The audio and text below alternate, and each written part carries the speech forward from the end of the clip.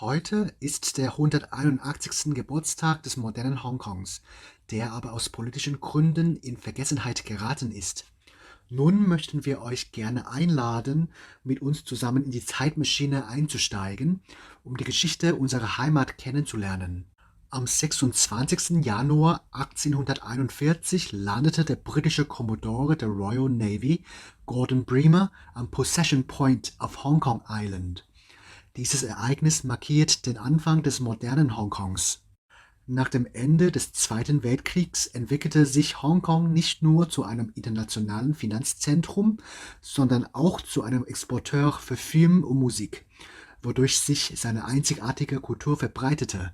Zwischen 1983 und 1984 reiste die britische Premierministerin Margaret Thatcher nach Peking, um über die Zukunft Hongkongs zu verhandeln. Die Kommunistische Partei Chinas erklärte nachdrücklich, dass sie nicht zögern würde, Truppen in Hongkong einzusetzen, um die Stadt zu erobern.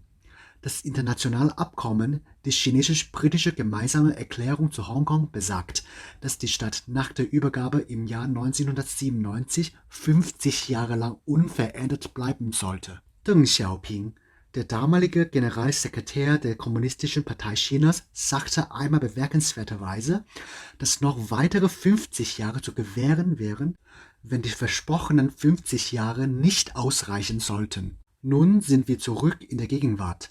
Es ist nicht zu übersehen, dass die versprochene Wissenschafts-, Meinungs-, Medien- und Versammlungsfreiheit sowie Rechtsstaatlichkeit, Demokratie und Autonomie Stück für Stück weggenommen wurden. Trotz mehrmaligen Gegenwehren wie die sogenannte Regenschirmrevolution in 2014 und die Anti-Auslieferungsgesetzbewegung in 2019 wurde die Unterdrückung nur noch brutaler.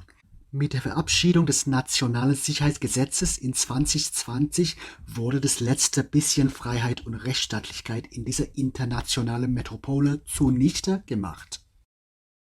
In einer solchen Atmosphäre fällt es schwer, Hongkong alles Gute zum Geburtstag zu wünschen.